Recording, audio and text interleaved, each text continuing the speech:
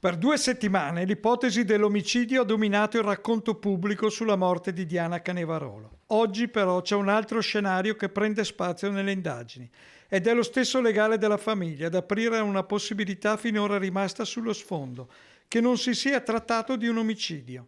L'avvocato Cesare Dalmaso, che assiste il figlio Nicolò, invita alla prudenza. L'idea che ci siamo fatti, spiega, è che possa essere stato anche un incidente. Un'ipotesi che tiene conto delle condizioni di fragilità della donna, della sua salute, della possibilità di una caduta accidentale, magari provocata da un malore o da una perdita di equilibrio.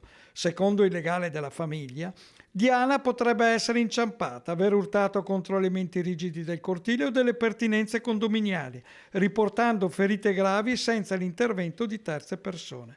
Una dinamica che all'inizio non era stata accolta né dai familiari né dagli inquirenti, ma che ora torna sul tavolo con maggiore attenzione.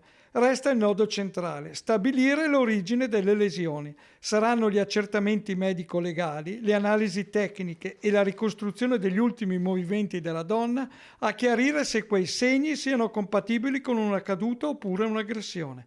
Nel frattempo, il clima resta sospeso tra dolore e attesa.